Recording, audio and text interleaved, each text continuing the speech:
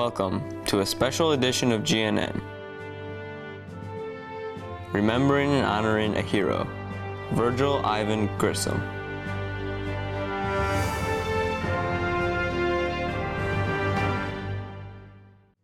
Good morning, I'm Alex Schoenfeld, and I'm here today at the PHM Planetarium with my fellow Grissom Guardsmen, Tyler Rogeman, Grace Salis, and McKenna Drakatis. Today we are here to remember and honor our school's namesake, Virgil Ivan Grissom. 50 years ago today, Gus Grissom and two fellow astronauts lost their lives during training. They were doing a pre-flight test for the Apollo 1 mission that would eventually land a man on the moon. Gus Grissom was born in southern Indiana, and with the help of Purdue University and NASA, we will look back at his life and honor Virgil Grissom, a man who sacrificed his life for the exploration of space. Before the 1960s, when Gus Grissom became one of the most famous men in America, he grew up in a small town known as Mitchell, Indiana. He was born on April 3, 1926. He was the oldest of 4 kids in his family. PHM Planetarium Director Emeritus Art Klinger met Virgil's parents. He was just a regular kid. I mean, he wasn't any different than you or anyone else that go to Grissom. That's just the way he was, just a regular, average kid. As a young child, Gus played with toy planes and enjoyed sci-fi. His cousin Steve Grissom talks about his interest.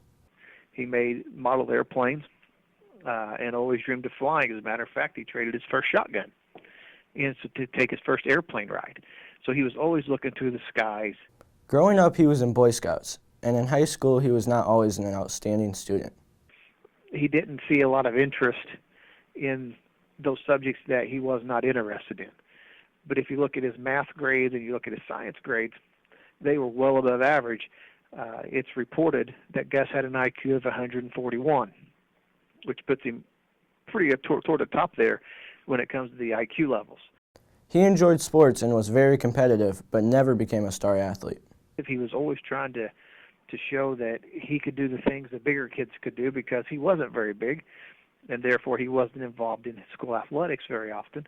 5'4" and 100 pounds soaking wet isn't necessarily what a football or basketball coach in Indiana is looking for. As a flag bearer during halftime at school basketball games, he met a band member, Betty Moore. Gus and Betty had a very strong connection, and they stayed together all through high school. After graduation during World War II, Gus enlisted as an air cadet. Before going off to war, Gus and Betty married. The war ended before Grissom saw combat, and he was discharged 2 months later. Gus returned home, and with his wife Betty, he found an apartment in Mitchell. He also found a job at a bus manufacturing company. At Carpenter's Bus Body Works, he put doors on school buses, but he was not happy with his work. And his wife told me, I'd never seen such a miserable man before. I mean, he said he was just miserable coming home. And he told her, he said, I want to fly jets. I want to go back to the military. So she said, well, you got to get an education. So with the help of the GI Bill, he set a goal to earn a bachelor's degree in mechanical engineering from Purdue University. Life in college was very busy. Gus would attend classes during the day and work 30 hours a week after classes at a diner. Gus worked his tail off. Betty was working as a switchboard operator, and he always told people that had it not been for her working, he never would have got his degree. After a long 3.5 years studying at Purdue, Virgil graduated in 1950 with a BS in mechanical engineering. But Gus's heart was set on flying, so a few years after graduation, he re-enlisted in the Air Force. He then finished air cadet training and earned his wings. As a fighter pilot, Gus was sent overseas during the Korean War. He completed 100 combat missions with the 334th Fighter Interceptor Squadron and earned the Distinguished Flying Cross. Grissom was ordered back to the United States and became a flight instructor. Gus moved up in the military rank, and he and his wife Betty had 2 kids, Scott and Mark.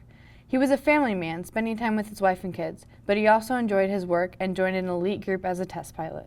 Gus became one of the nation's top military test pilots, and with the Russians winning the space race by putting a satellite into space, the United States started NASA. Grissom received an official teletype message instructing him to report to an address in Washington, D.C. wearing civilian clothes. This message was top secret, so Gus couldn't question it or tell anyone. In D.C., Gus found out that he was one of 110 test pilots who had been invited to learn more about NASA and have the chance to become an astronaut. NASA was looking to send the first person into space, and Virgil Grissom was selected as one of the first American astronauts. On April 9, 1959, Gus Grissom's life had officially changed. Gus had been picked as one of the original 7 Mercury astronauts. Gus and his fellow Mercury astronauts gained instant international fame even before stepping foot into a spacecraft. They were going to sit on top of a rocket and go up in space, and the rockets back in the early days were blowing up. And so the risk of a human being sitting on top of a rocket to go into space was pretty noteworthy. I mean, these guys were heroes. Gus never really liked the idea of fame. He didn't like being in the limelight. You know, he just wanted to go be like everybody else and go fly and do his job and be done and go home to his family. This is a 1/3 scale model of the Mercury spacecraft. So if you can imagine that 3 times bigger. When you look in, you can see the astronaut inside. You get the idea, it's pretty cramped. Gus's first time going up into space was the Liberty Bell 7. Roger, this is Liberty Bell 7. The clock is operating. Okay, it's a nice ride up to now. Which flew a 15-minute and 37-second flight on July 21st, 1961. The flight was without an incident until Gus landed. Something prematurely triggered the hatch and the door blew off, causing water to flood in. Gus was able to get out of the spacecraft and had to tread water with the sinking Liberty Bell 7 next to him.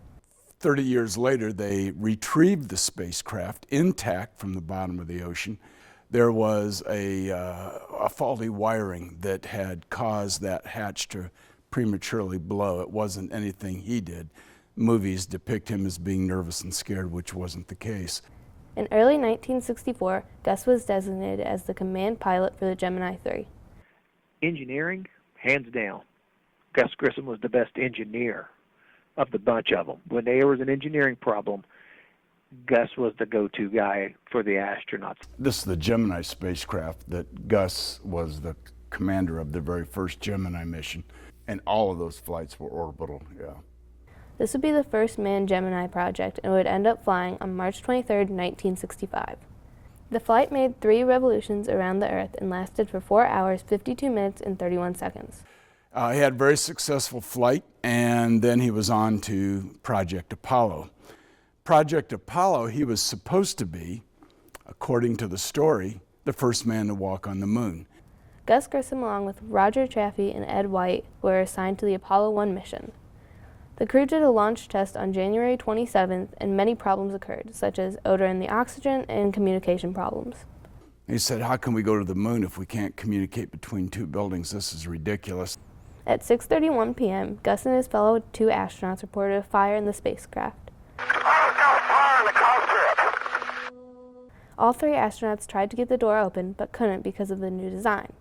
There was a spark of unknown origin that occurred underneath Gus's seat, and it spread throughout the spacecraft, and they were dead. 15 seconds, they were dead.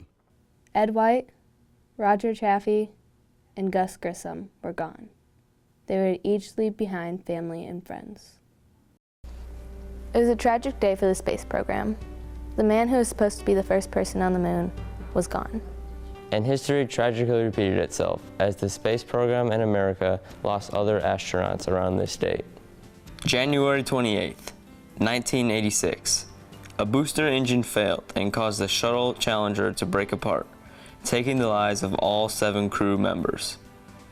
On the morning of February 1st, 2003, Mission Control lost contact with the shuttle Columbia. It was 16 minutes from landing when it broke up upon re-entry. The 7-member crew died. Yesterday, NASA honored all those lost in the space program with their National Day of Remembrance. And remembering Gus Grissom is done in many ways, in schools, monuments, streets, and a museum in Mitchell, Indiana. You know, they look at him as a family man, as a man's man, and as a skilled test pilot. I mean, he was a true American hero. That's just how we look at him and how we want him remembered. That's who he was. Not how he died, but who he was, and that is he was a true American hero. And we leave you with a quote from Virgil Grissom. "If we die, we want people to accept it. We are in a risky business, and we hope that if anything happens to us, it will not delay the program. The conquest of space is worth the risk of life." Remember, Virgil Ivan Grissom is more than just a name on our building. He is a son and a brother. A husband and father. A Hoosier and a fighter pilot. And an astronaut and American hero.